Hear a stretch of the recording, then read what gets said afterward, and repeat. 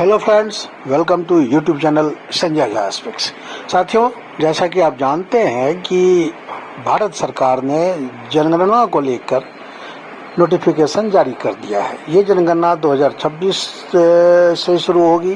पहले चरण में हिमालयी राज्यों उत्तराखंड, हिमाचल प्रदेश, लद्दाख जैसे राज्यों को शामिल किया गया है, जहाँ अक्टूबर 2026 से शुरू होगी और उसके बाद बाकी राज्यों में मार्च 2027 से जनगणना की जाएगी। जनगणना 2 चरणों में होगी। पहले घरों की गणना होगी और उसके बाद लोगों की गणना होगी।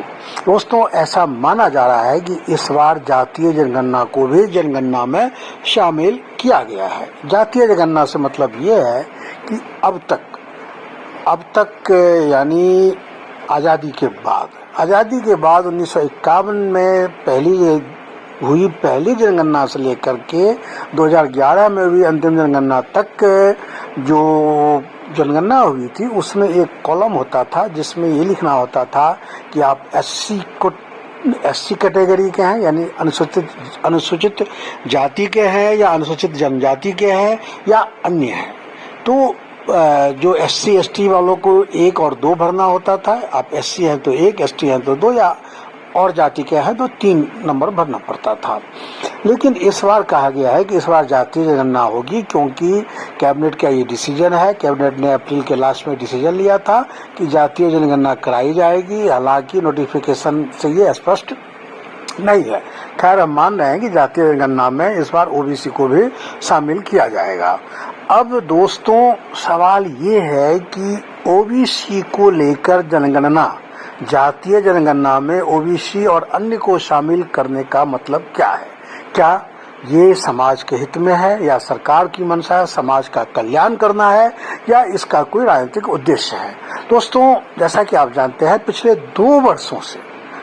2 वर्षों से राहुल गांधी, जो कांग्रेस के नेता हैं, कांग्रेस के अध्यक्ष भी रहे हैं, अभी लोकसभा में नेता प्रतिपक्ष हैं, राहुल गांधी पिछले 2 सालों से यानी लोकसभा चुनाव के पहले से जनगणना की मांग करते आ रहे हैं। जनगणना यानी जातीय जनगणना की मांग करते आ रहे हैं, जिसका तरह तरह से विरोध होता रहा। उसका मखौल उड़ाया गया। टीवी चैनलों से लेकर के राजनीतिक दलों, खासकर भाजपा ने राहुल गांधी की काफी आलोचना की। राहुल गांधी पर देश को, समाज को बांटने का आरोप भी लगा। लेकिन राहुल गांधी जातीय जनगणना की मांग करते रहे। प्रधानमंत्री नरेंद्र मोदी ने लोकसभा चुनाव से पहले यहाँ तक कहा था कि जातीय जनगणना कतई ठीक नहीं है। हमारे लिए देश में 4 ही जाति है, वो है गरीब, वो है युवा वर्ग, वो है महिला वर्ग और वो है किसान वर्ग, और हमें इनको समृद्ध करना है। ये प्रधानमंत्री का स्टैंड था। कई सारे नेता, भाजपा के कई नेता, प्रदेश स्तर से लेकर के राष्ट्रीय स्तर तक के नेता राहुल गांधी की काफी आलोचना की। कई सारी प्रेस कॉन्फ्रेंस की गई, सिर्फ इसलिए कि राहुल गांधी ने ये मांग क्यों की है। एक भाजपा के एक बड़े नेता ने तो यहाँ तक कहा कि जो जातीय जनगणना की बात कर रहा है उसको लात मार करके फेंक देना चाहिए, हटा देना चाहिए। लेकिन लोकसभा चुनाव में जब पासा पलटा, भाजपा को जब अपेक्षित बहुमत नहीं मिला, सरकार बनाने के लिए जितनी मेजोरिटी चाहिए थी, जितनी संख्या चाहिए थी सांसदों की, वो जब नहीं हुआ, तो उसके बाद भाजपा को ये सोचना पड़ा कि आखिर ऐसा क्यों हुआ। और उनको लगा कि राहुल गांधी ने जो जातीय जनगणना की बात की, उससे ओबीसी समाज को आकर्षित किया और ओबीसी समाज चाहता है कि जातीय जनगणना हो ताकि आरक्षण को नए सिरे से परिभाषित किया जाए। तो दोस्तों, इसलिए जनगणना को कराने के लिए भाजपा के थिंक टैंक को मजबूर होना पड़ा, ऐसा माना जा रहा है। जनगणना आवश्यक, ये आपको पता होना चाहिए कि जनगणना बहुत आवश्यक है। वो इसलिए कि 2011 के आंकड़े पब्लिश नहीं हुए, सार्वजनिक नहीं हुए, और उससे पहले 1971 के आंकड़े पे सब कुछ चल रहा है। और जो परिसीमन है वो लोकसभा संसद में हुए एक संविधान संशोधन के तहत 1929 के लोकसभा चुनाव से पहले लोकसभा की सीटों का परिसीमन होना है, और परिसीमन तभी होगा जब जनगणना होगी। और दूसरा ये है कि महिलाओं को 33% आरक्षण देना है लोकसभा में। लोकसभा में महिलाओं को जो आरक्षण मिलना है उसके लिए भी जनगणना जरूरी है। तो जनगणना तो होना ही है, इसमें जातीय जनगणना को जोड़ा गया है। आपको पता होगा कि जनगणना 2021 में होनी थी, जो कि कोरोना के कारण नहीं हुई, उसको एक्सटेंड किया गया। तो ऐसे लिहाज में जब जातीय जनगणना को जोड़ा गया है तो सवाल यह है कि इस पे राजनीतिक दलों के सुर अलग अलग रहे हैं और यही सबसे बड़ी शंका का विषय है। जैसा कि आप जानते हैं कि 1931 में भारत में पहली बार जातीय जनगणना हुई थी, जिसमें कहा जाता है कि ब्राह्मणों का सबसे ज्यादा उसमें संख्या थी। खैर उस पर हमें अभी नहीं जाना है। हमें 1931 की जनगणना के बाद 1941 में जनगणना होनी थी, लेकिन प्रथम विश्व युद्ध के कारण उसको टाल दिया गया। 1951 में देश आजाद हो चुका था, अंतरिम सरकार थी नेहरू जी के नेतृत्व में, जनगणना हुई, लेकिन उसमें जातीय जनगणना को शामिल नहीं किया गया। नेहरू जी जातीय जनगणना के विरोध में थे और वो आरक्षण के भी विरोधी थे। उन्होंने साफ कहा था 1961 में कि आरक्षण देकर के हम देश को दोयम दर्जे का देश बना देंगे, दूसरे या तीसरे दर्जे का देश बना देंगे। वो आरक्षण के सख्त खिलाफ थे। 1977 में ये कांग्रेस का स्टैंड शुरू से रहा। 1977 में जब मोरारजी देसाई के नेतृत्व में जनता पार्टी की सरकार बनी तो उसने मंडल कमीशन लागू करने के लिए मंडल आयोग का गठन किया। मंडल आयोग ने जो सिफारिश दी, उस सिफारिश को 1980 में फिर से इंदिरा गांधी कांग्रेस के नेतृत्व में बनी कांग्रेस की सरकार ने उस सिफारिश को दबा दिया, क्योंकि उससे समाज में जातीय आधार पर बंटवारे का आशंका थी, संभावना थी। लेकिन जब 1989 में विश्वनाथ प्रताप सिंह के नेतृत्व में फिर से जनता पार्टी जन मोर्चा की सरकार बनी तो मंडल कमीशन को लागू किया गया। 50% आरक्षण पिछड़ों को दिया गया, इस आधार पर कि 1971 की जनगणना में पिछड़ों की आबादी इतनी थी। 1971 के और 81 की जनगणना को आधार बनाते हुए आरक्षण दिया गया 50%। उसके बाद फिर जातीय जनगणना की हो लगी, क्योंकि ओबीसी समाज का मानना है कि जितनी उनकी जनसंख्या है उसके हिसाब से उन्हें प्रतिनिधित्व नहीं मिला है और इसी आधार पर फिर से जातीय जनगणना की मांग उठी 2010 में। उससे पहले जब वीपी सिंह ने मंडल कमीशन लागू किया था तो राजीव गांधी जो उसमें नेता प्रतिपक्ष थे, उन्होंने इसका बहुत जबरदस्त विरोध किया था संसद में। उन्होंने वीपी सिंह पर समाज को बांटने का आरोप लगाया था। यानी कांग्रेस का स्टैंड हमेशा से जातीय जनगणना के और किसी तरह के रिजर्वेशन के विरोध में रहा, लेकिन बाद में कांग्रेस को मानना पड़ा इसको नरसिंह राव के समय में। लेकिन फिर भी जातीय जनगणना नहीं हुई थी और उसकी मांग उठती रही, बल्कि 2010 में जब नरसिंह और मनमोहन सिंह की सरकार थी तो संसद में भाजपा ने, राष्ट्रीय जनता दल के नेता लालू यादव ने और सपा नेता मुलायम सिंह यादव ने जातीय जनगणना की पुरजोर वकालत की।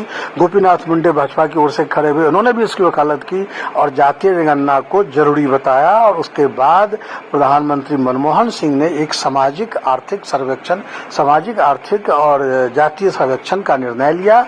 उसके लिए एक समिति बनाई गई प्रणब मुखर्जी के नेतृत्व में और उस समिति ने वो सर्वेक्षण किया भी। लेकिन जब तक इस सर्वेक्षण की रिपोर्ट आई 2014 में कांग्रेस की सरकार बदल गई, भाजपा की सरकार आई और भाजपा की सरकार ने इस रिपोर्ट को विभिन्न तकनीकी खामियों का हवाला देते हुए इसको सार्वजनिक नहीं किया। यानी भाजपा नहीं चाहती थी कि जातीय जनगणना के आंकड़े सार्वजनिक हो। तो इस तरह से पहले कांग्रेस जब सत्ता में थी तो जातीय जनगणना की विरोधी रही, जब भाजपा सत्ता में आई तो जातीय जनगणना की विरोधी रही।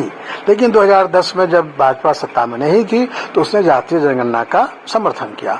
वही हाल कांग्रेस का हुआ। कांग्रेस की जब सत्ता हाथ से चली गई, 2014 के चुनाव में हार गई, 2019 के चुनाव में हार गई, तो 2024 के चुनाव से पहले कांग्रेस नेता राहुल गांधी ने इसको लेकर के अभियान चलाया। हर मंच पे कम से कम 20 मंच पे उन्होंने जातीय जनगणना की बात की। उन्होंने यहाँ तक कहा कि जिसकी जितनी भागीदारी उतना उसका हक होना चाहिए, जिसकी जितनी आबादी उसको उतना हक मिलना चाहिए, उसकी उतनी भागीदारी। और उन्होंने कहा कि अगर हमारी सरकार बनेगी केंद्र में तो हम जातीय जनगणना कराएंगे। उसके बाद प्रधानमंत्री मोदी ने कई लेवल पे उसका विरोध किया। भाजपा के सारे नेताओं ने राहुल गांधी के बयान का विरोध किया। लेकिन जब चुनाव हुआ और चुनाव में भाजपा हार गई तो भाजपा को अब मजबूर होकर के जातीय जनगणना कराने का नोटिफिकेशन जारी करना पड़ा है। ऐसे में सवाल ये है कि तर्क ये दिया गया है कि जातीय राहुल गांधी ने भी कहा था कि जातीय जनगणना समाज का एक्सरे होगा, हमें पता रहेगा कि कहां पर हमें कौन सा ट्रीटमेंट करना है समाज में बदलाव लाने के लिए, समाज को समुन्नत करने के लिए। ये राहुल गांधी ने कहा था। भाजपा का भी यही तर्क है, भाजपा सरकार का, कि जातीय जनगणना होने से समाज के वंचित लोगों का हमें पता होगा और वहां तक समाज लोक कल्याणकारी योजनाओं को पहुंचाने में आसानी होगी। ये सरकार का तर्क है। इस आधार पर जातीय जनगणना का नोटिफिकेशन जारी किया गया है। लेकिन अब सवाल ये है कि जातीय जनगणना अगर हम कर रहे हैं और निश्चित रूप से फिर इसका आगे चल करके परिसीमन पर इफेक्ट पड़ेगा, इसका आगे चल करके महिला रिजर्वेशन पर इफेक्ट पड़ेगा और सबसे बड़ी बात इसका आगे चलकर रिजर्वेशन पर इफेक्ट पड़ेगा। तो सवाल ये है कि रिजर्वेशन को बढ़ाने के लिए अगर जातीय जनगणना की जा रही है, जो बाद में जाकर के आवश्यक हो जाएगा, मजबूरी हो जाएगी, तो अब सवाल ये है कि फिर हम जो जनसंख्या परिवार नियोजन का जो लक्ष्य है, हमारा जनसंख्या को नियंत्रित करने का जो लक्ष्य है, वो कैसे पूरा होगा। अब पहली बात तो ये है कि जब 1931 की जनगणना को हम माने तो उसमें कई जातियां जो आज हाशिए पर चली गई हैं, बहुत पीछे चली गई हैं, उसमें वो आगे थी। और दूसरी बात यह है कि जो पढ़े लिखे तबके थे, समझदार तबके थे, समाज के प्रबुद्ध लोग थे, उन्होंने अपनी आबादी को नियंत्रित रखा परिवार नियोजन के हवाले से। साउथ का हम लेते हैं एग्जाम्पल, साउथ इंडिया के सभी राज्यों ने जनसंख्या को नियंत्रित रखा। नॉर्थ इंडिया में भी जो पढ़े लिखे लोग थे, प्रबुद्ध लोग थे, उन्होंने अपनी आबादी को नियंत्रित रखा और कुछ लोगों ने आबादी बढ़ाई। तो क्या आबादी बढ़ाने का उनको पुरस्कार मिलना चाहिए? नहीं होना चाहिए। जैसे कि साउथ इंडिया के लोग जो भी परिसीमन का विरोध कर रहे हैं आबादी के आधार पर, उनका तो यही कहना है कि परिवार नियोजन के लक्ष्य को हमने अपनाया और उसको पूरा किया, तो उसका हमें पुरस्कार मिलना चाहिए। नॉर्थ इंडिया के लोगों ने परिवार नियोजन को नहीं माना, उन्होंने अपनी आबादी बढ़ाई, तो उनको लाभ मिलेगा इसका, अपनी आबादी बढ़ाने का, कि आपको सीटें अधिक मिलेगी। तो अगर ये तर्क साउथ और नॉर्थ परिसीमन में सही है, फिर आरक्षण में ये सही कैसे हो सकता है? परिवार नियोजन की बात होगी नहीं, फिर तो सब अपनी आबादी बढ़ाने में लग जाएंगे। तो दोस्तों, हमें लग रहा है कि परिवार नियोजन के लक्ष्य नहीं, देश को समग्र रूप में समृद्ध करने के लक्ष्य को कहीं न कहीं ये जातीय जनगणना जो है पीछे ले जाएगी, ऐसा मेरा मानना है। और अगर ऐसा होता है तो फिर ये समाज के लिए नुकसानदेह होगा और दूसरा, इससे जातीय वैमनस्य बढ़ेगा। अगर हम रिजर्वेशन को बढ़ाते जाएंगे तो फिर जाति में दरार पैदा होगी। और तीसरा ये है कि सभी जाति अपनी आबादी बढ़ाने में लग जाएंगे। दोस्तों, तो जातीय जनगणना और जातीय आधार पर किसी भी सुविधा को हमें खारिज करना चाहिए, हमें उसको खत्म करना चाहिए, जबकि इसके बदले हम बढ़ा रहे हैं। दोस्तों, आज के एपिसोड में इतना ही। उम्मीद है कि आपको ये कंटेंट अच्छा लगा होगा। अगर ये कंटेंट अच्छा लगा है तो मेरे चैनल को सब्सक्राइब कीजिए, वीडियो को लाइक कीजिए। Thank you.